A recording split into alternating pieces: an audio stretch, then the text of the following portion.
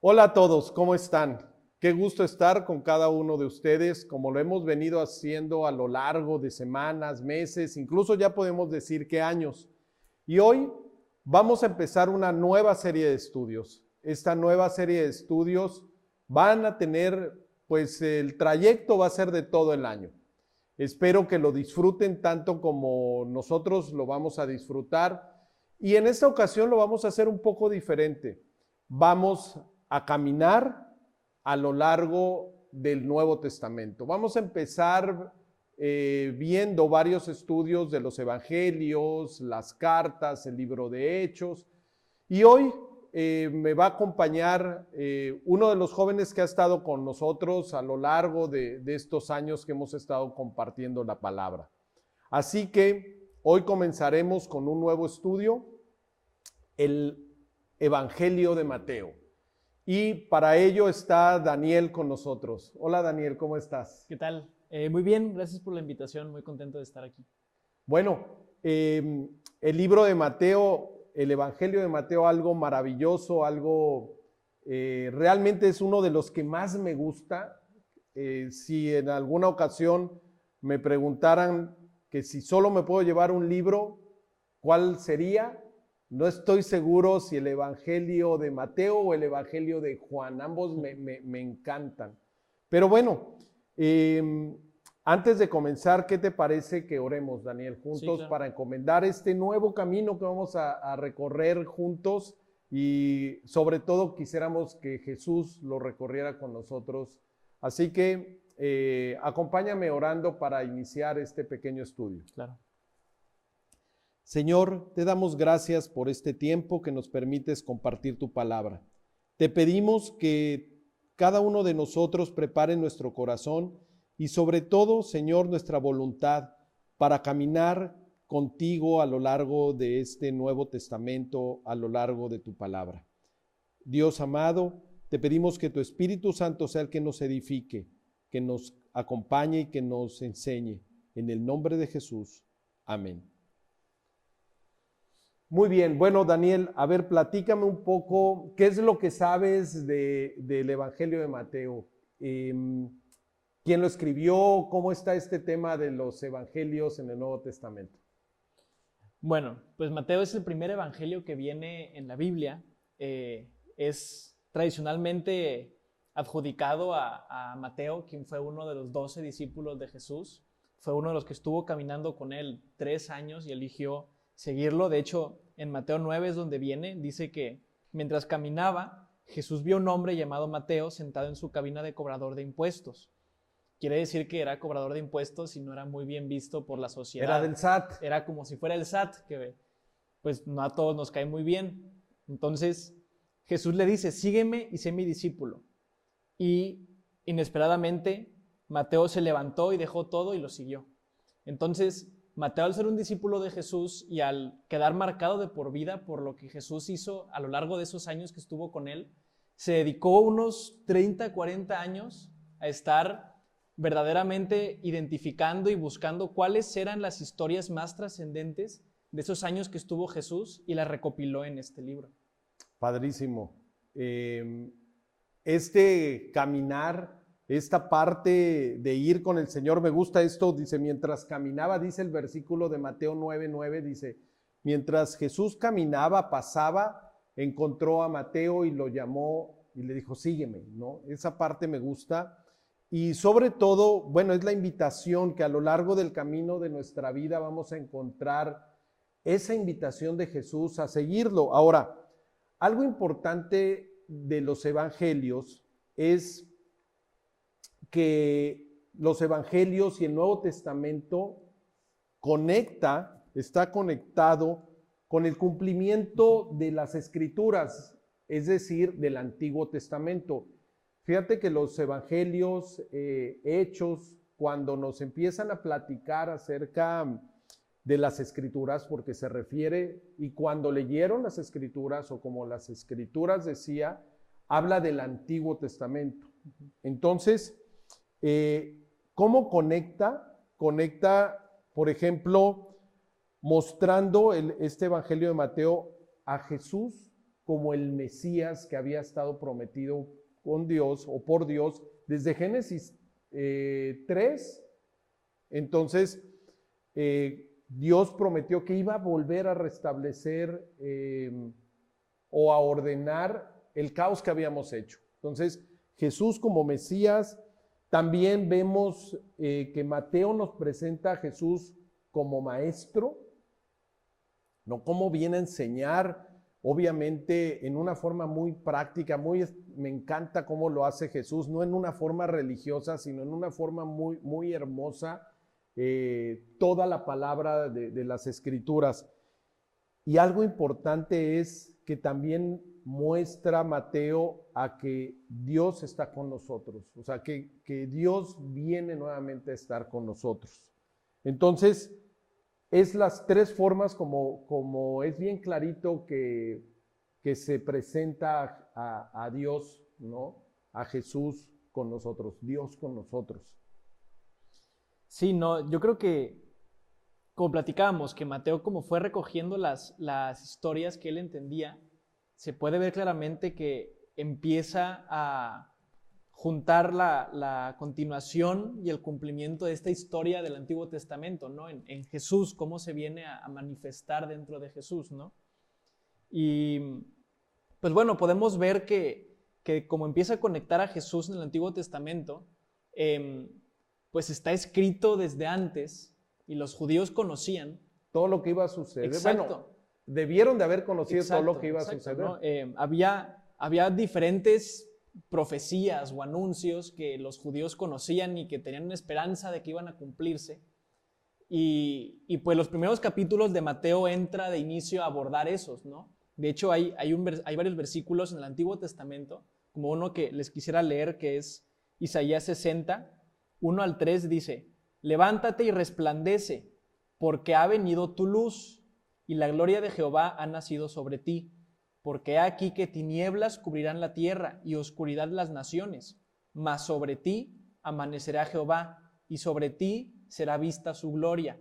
Y andarán las naciones a tu luz, y los reyes al resplandor de tu nacimiento. O sea, está diciendo que en Jerusalén, que en Israel, de ese pueblo iba a nacer, iba a resplandecer la luz, iba a venir la luz del mundo. Exacto, ahí, ¿no? Y curiosamente en esos capítulos es donde viene la estrella de David, que vieron los reyes, que aquí hablan, los reyes al resplandor de tu nacimiento, y vienen los famosamente conocidos como los reyes magos.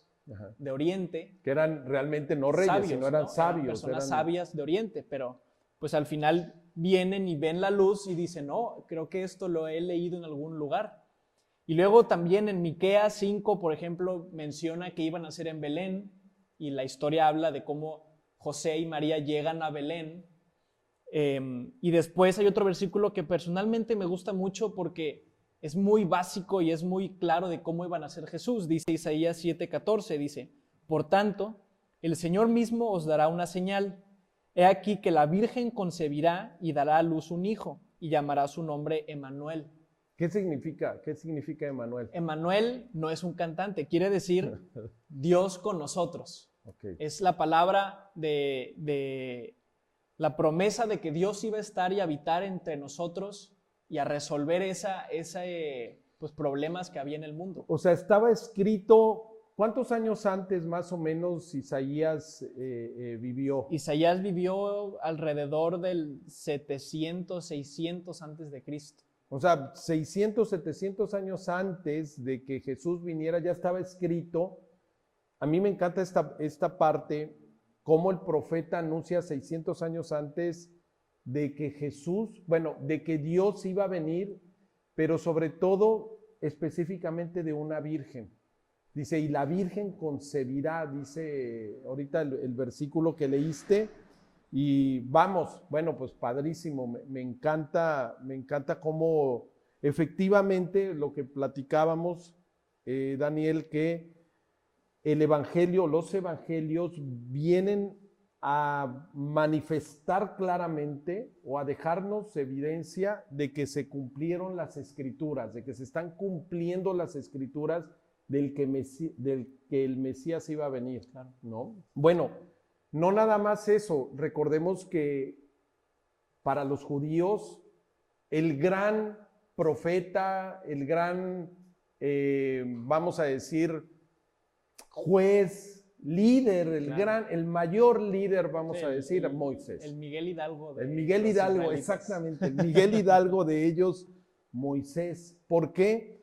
Porque Moisés, era el que los liberó. O sea, hay muchos temas en el que los evangelios presentan al pueblo judío, porque algo que hace Dios es primero hablarles al pueblo judío, ¿no? A su pueblo. Y también no se limitó solo al pueblo judío, sino a todos los que estamos o estaban en ese entonces alrededor de él, de ellos, aunque no fueran judíos.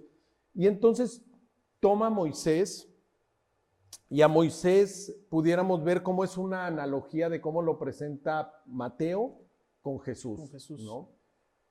Moisés sale de Egipto, Jesús presenta a Mateo saliendo de Egipto y con sus papás, claro. Con sus papás, ¿no? Por otro lado, porque recuerdas que huyó porque Herodes y todo este tema lo querían matar, acabar con el rey desde que nació. Fue alguien que fue, toda su vida fue perseguido, ¿no? Desde que nació. Y bueno, además de esto, de que sale de Egipto, Moisés cruza el Mar Rojo, ¿no? Y vemos a Jesús en el mar, en el río Jordán, ¿no? Que también en algún momento se abrió con Josué, ¿no? Pero vemos iniciando la salvación desde cuando él sale bautizado, ¿no? En el bautismo de Jesús. Ajá. ¿Qué otra analogía que pudiéramos decir es cómo él estuvo 40 años en el desierto? Con el pueblo de Israel. Y Mateo nos pone a Jesús 40 días en el desierto, ¿no? Sí. Entonces, incluso previamente a ser tentado, ¿no? Sí, como el pueblo también fue probado y tentado en el desierto. Exacto. Satanás tentando al pueblo de Israel en el desierto y cómo trató de tentar a Jesús. Además que Jesús sí fue victorioso en esas tentaciones. Efectivamente. Y yo los invito de veras a que leamos el Evangelio, los Evangelios, la Biblia, las Escrituras, porque tenemos que leerlas siempre viendo todo el contexto, toda esa historia que viene desde Génesis y cómo se viene a tangibilizar en este caso, en los Evangelios, ¿no? Bien claro. Pero hay una parte también de Moisés, esas analogías de Moisés y el nuevo Moisés, ¿no? Jesús. Moisés recibe la ley en el monte, ¿no? Por parte de Dios. Pero aquí vemos que Jesús no recibe la ley, sino viene a entregarla, no viene a darla, ¿no? Por eso el tema del sermón del monte, ¿no? Claro, de hecho es un tema muy importante porque solamente en este evangelio o en esta historia es donde viene escrito. Mateo fue el único, ni Lucas, ni Juan, ni Marcos, solamente Mateo escribe completamente esta enseñanza, ¿no? Y pues bueno, tradicionalmente es conocido como el sermón o la enseñanza del monte, pero en Mateo lo anuncia como el anuncio del reino. Mencionabas que Jesús venía como el Mesías, ¿no? Como el rey. Como el ungido, el futuro rey de Israel. Descendiente de David. Porque exacto. Mateo, la genealogía que exacto. Viene de Mateo lo presenta como sí. El descendiente de David. Y así empieza, ¿no? Empieza con una lista de sus familiares que empieza desde Abraham y termina en Jesús. Y pues viene a anunciar el reino, de que ya está aquí el rey. Entonces, pues si nos ponemos a ver lo que realmente significa este reino, pues es la operación de rescate al mundo de parte de Dios. Es la forma en la que Dios va a sanar este mundo que pues le gusta y es terco y constantemente le gusta lastimarse, ¿no? Y Y Jesús es esa respuesta, ese Emmanuel que viene pues a empezar a rescatar. Y este mensaje y esta enseñanza que empieza a dar, empieza a mostrar cómo es que se debe de seguir y vivir ese reino. Y curiosamente, cuando la gente empieza a escucharlo, empieza a sorprenderse porque es un reino al revés. O sea, no como lo esperaban. No, uno piensa en un rey y se imagina en el rey de Inglaterra o en la reina de España. O un gobernante. Un gobernante, ¿no? Como llega con una caravana en este caso, pues de camionetas, en esa época de caballos y todo, ¿no? Pero aquí es un reino opuesto, es un reino puesto de cabeza. Quizás por eso no lo identificaron muchos. Claro, es común porque cuando él empieza a anunciar el reino, empieza a mencionar a las personas que no son privilegiadas o que no eran tomadas en cuenta.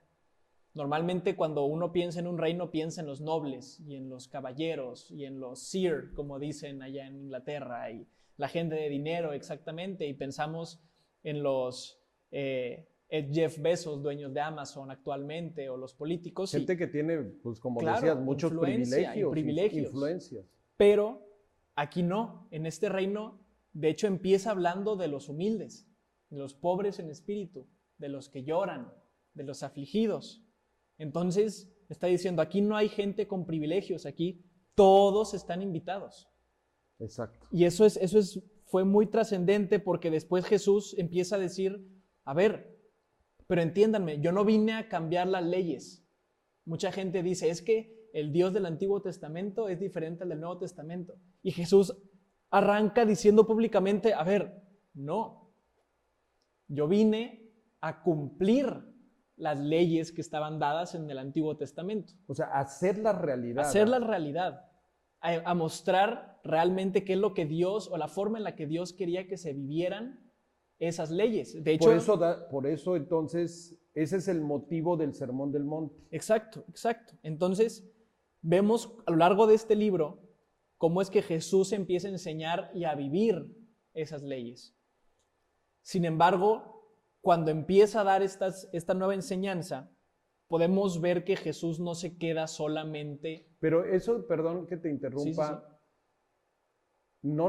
No le da las enseñanzas a los religiosos, ¿no? Porque no se va a decirles el sermón a la iglesia, a la sinagoga, claro. o en este caso sería al templo donde estaban los fariseos, ¿no? Es correcto, lo hace abierto, lo dice, a ver, vámonos bueno, aquí en Monterrey hay un monte que se llama Chipinque, y es de cuenta que llega a decirles, bueno, en lugar de ir a la iglesia, vamos a Chipinque y ahí voy a dar el mensaje, y todos están invitados.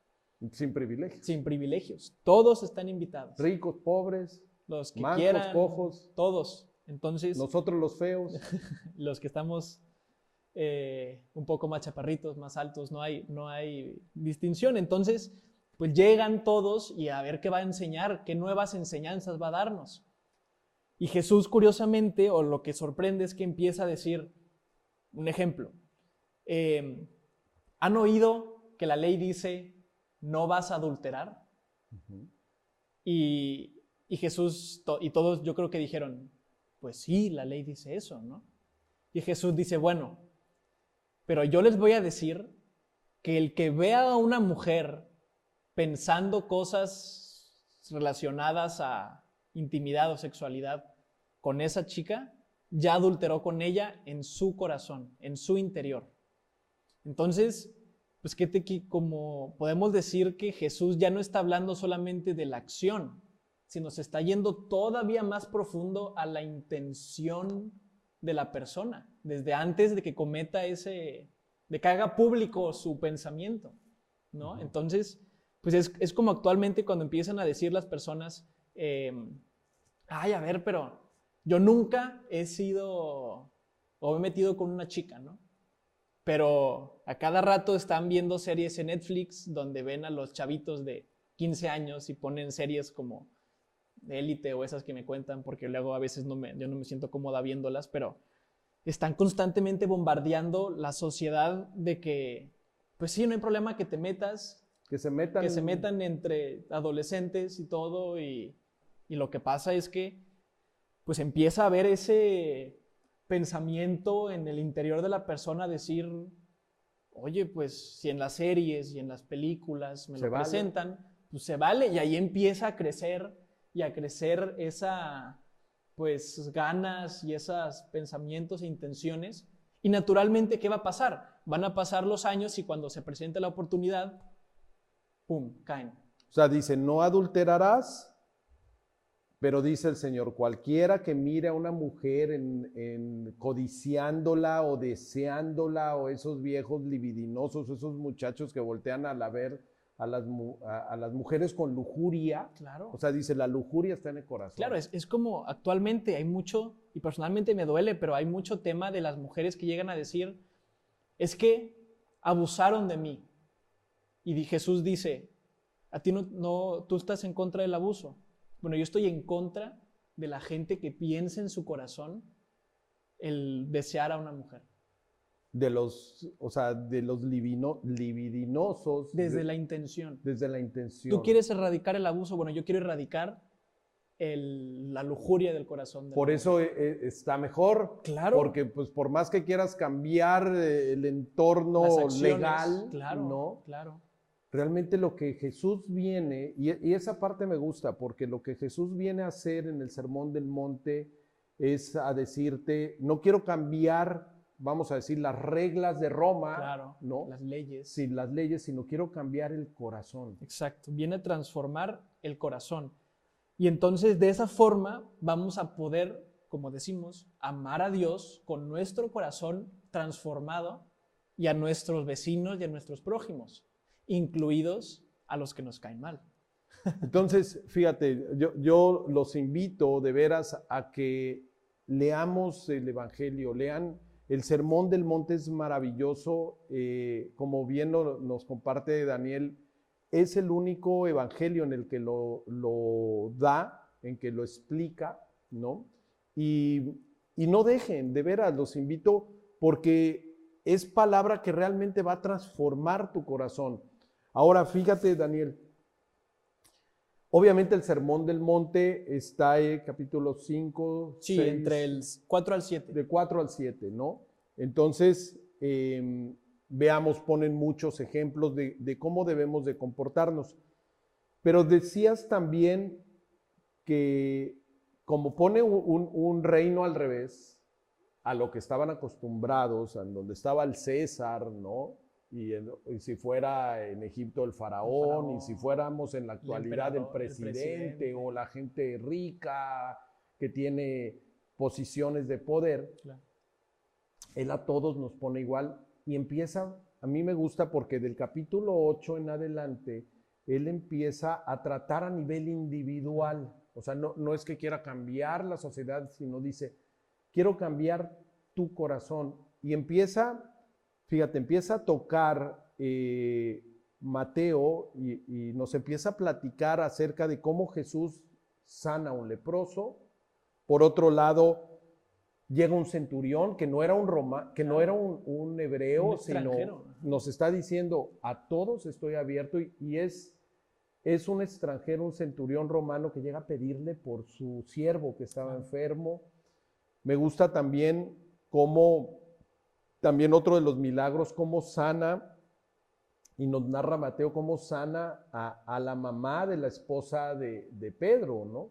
Porque Pedro estaba casado. Pedro estaba casado. Yo sé que ahora algunas religiones, ¿no?, que dicen que su fundamento y su base es Pedro, ¿no? La piedra es Pedro y se menciona eso, pero prohíben casarse a sus líderes religiosos y esto se ha hecho un caos porque incluso hasta llegan a abusar de niños y la maldad está. Entonces, que ahora ya no se diferencian porque también ya tampoco se quieren casar los que no ahora creen. También, ahora no es de los religiosos, ya nadie se quiere casar, ¿no? Es de valientes casarse, de veras, es algo que Dios le gusta, y un varón comprometido, un varón que ama de verdad, va a ir a ofrecerle matrimonio a una mujer. Claro, compromiso. Y un compromiso. Pedro tenía su compromiso con su esposa, incluso junto con sus amigos. Léanlo, está muy padre cómo llega con sus amigos y llega con Jesús y le pide que sane a su suegra. Hasta el amor de Pedro hacia su suegra, ¿no? Es totalmente diferente al día de hoy. Fíjate que hasta hablan mal de las mamás del esposo y de la esposa, ¿no? Pero en este pasaje del 8 al 10 viene hablando, pasan esos tres e invita a un discípulo, invita a su discípulo a seguirlo. Todo el tiempo está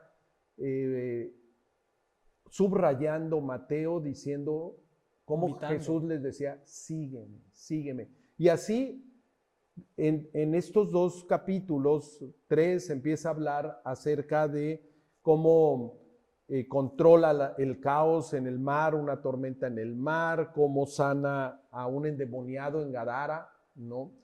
En una región también que era fuera de Jerusalén, a un paralítico, y nuevamente, por ejemplo, en el capítulo 9 era lo que decías, lo que leíste, ¿no? Como dice a Jesús, a Mateo, sígueme, ¿no? Sígueme, Mateo, y dice, y dejándolo todo lo siguió, dejando el banco de su trabajo lo siguió, ¿no? Y bueno, a un mudo, etcétera, Dios empieza a llevar el reino, a llevar el reino a cada persona, y es lo que Dios quiere hacer contigo, conmigo, que Él reinar en nuestra vida y no caminar solos, no andar en el camino solos, ¿no? Entonces, realmente lo que Él viene a manifestar es que el reino de Dios, el acceso a Jesús, el acceso a Dios, o sea, Él viene a buscarte, ¿no? Él viene a buscarte y a invitarte a caminar con Él, a que lo metas a tu vida, ¿no? Correcto. Pero estaba escrito todo esto, ¿no? También. Claro, ¿no? Y de hecho Mateo es alguien, podemos decir que Mateo era un clavado bíblicamente hablando, porque es el que más referencias y versículos que hacen referencia al Antiguo Testamento y a los antiguos escritos de esa época, deja en el libro, lo deja manifestar en el libro. De hecho, cuando lo estén leyendo, se van a empezar a dar cuenta de que deja muchos versículos y dice, como decía el profeta Isaías, y hace referencia al profeta Isaías. Entonces, los invito a que lo lean, a que lo busquen, vayan a la referencia abajo de la Biblia, o si están leyendo en su celular o así, píquenle y hace una referencia a qué versículo está hablando y léanlo en su contexto, porque muchas veces Mateo quiere destacar la idea que está manifestando en ese momento y cómo en el Antiguo Testamento ya lo estaba manifestando Dios con un profeta en ese momento.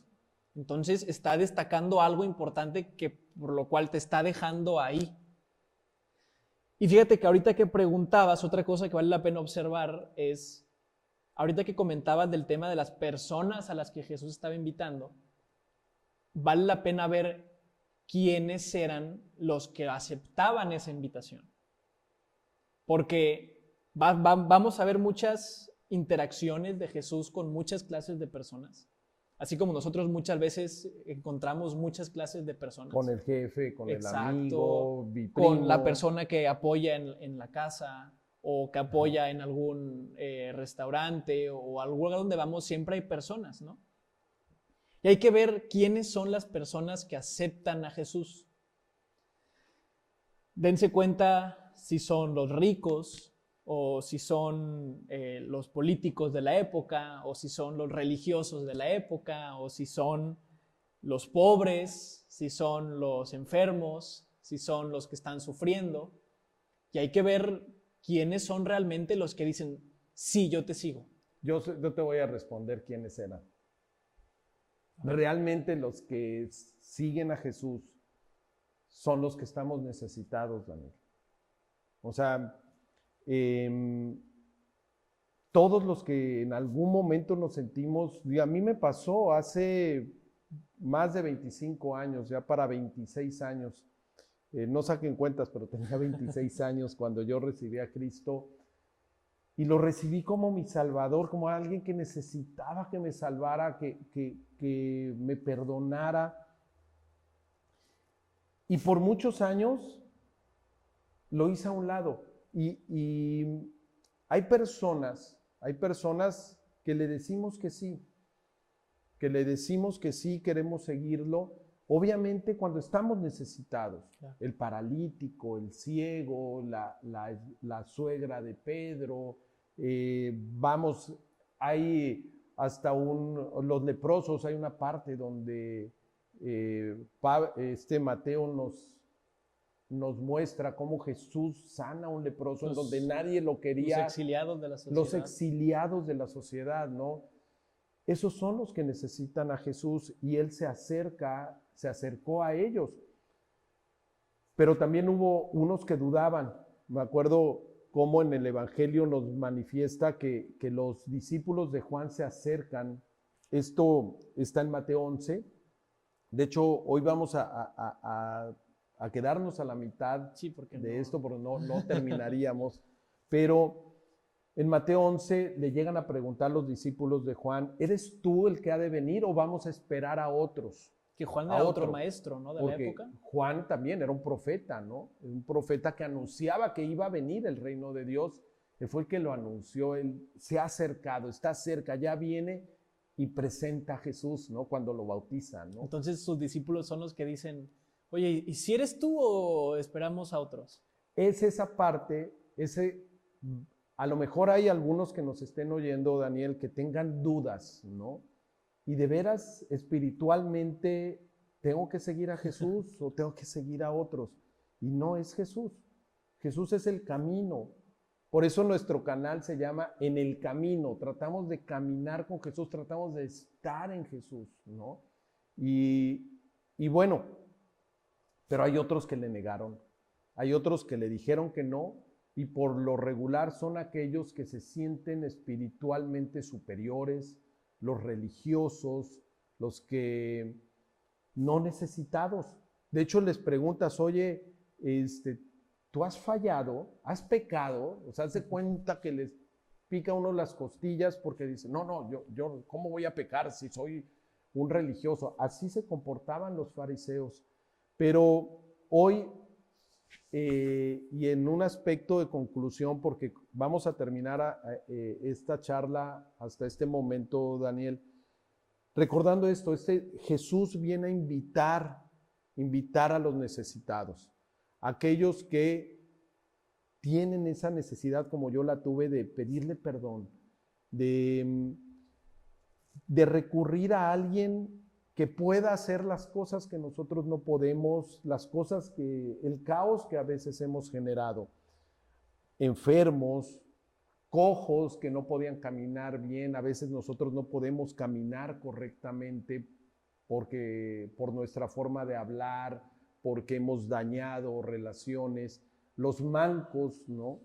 En donde aquellos que no pueden manejar la situación, a lo mejor tú ya no puedes manejar todos los problemas que tienes en las manos y necesitas de Dios. Hay un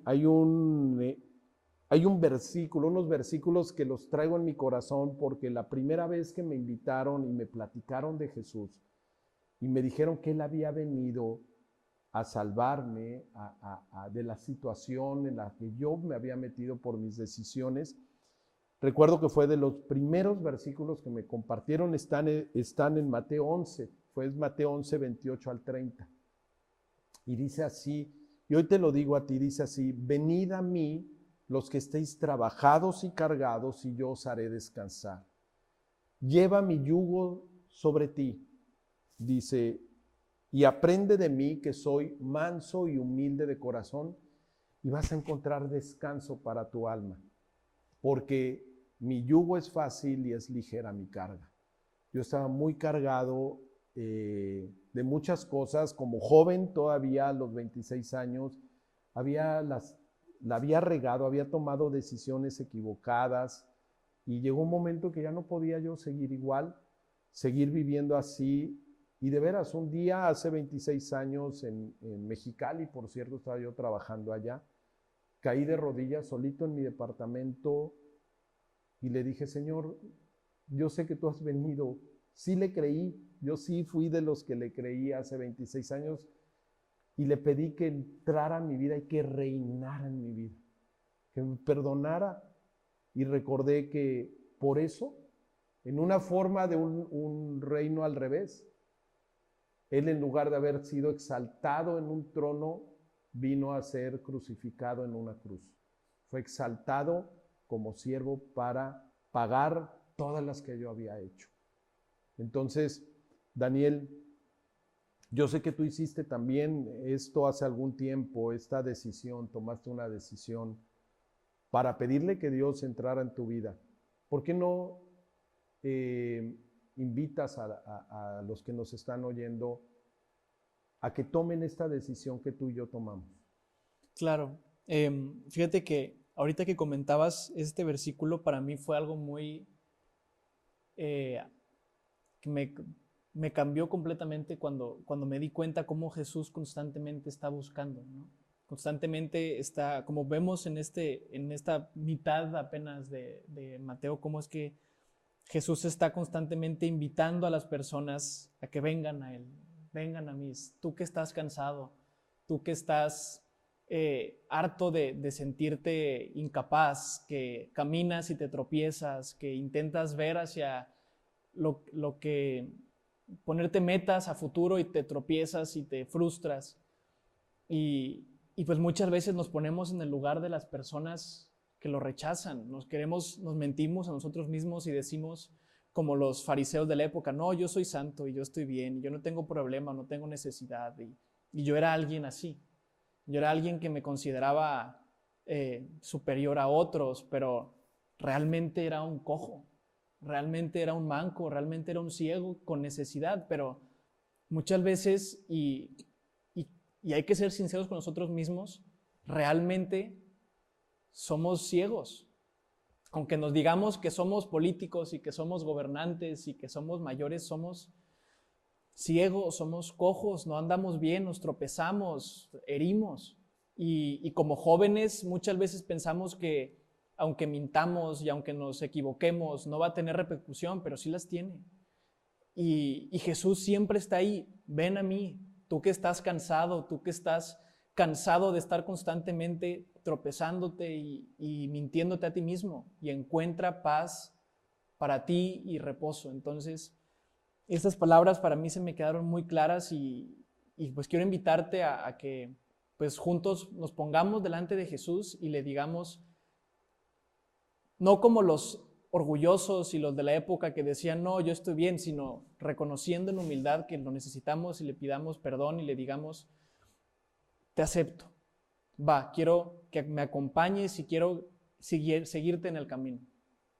Y para hacer esto quiero invitarte a que pues cierres tus ojos y oremos y le pidamos y le demos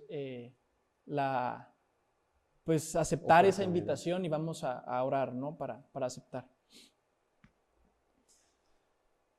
Jesús, antes que nada quiero darte las gracias por darme salud y por permitirme estar aquí escuchando este mensaje. Sé que pues tú has estado buscándome, aunque muchas veces pues yo he pasado de largo, Señor.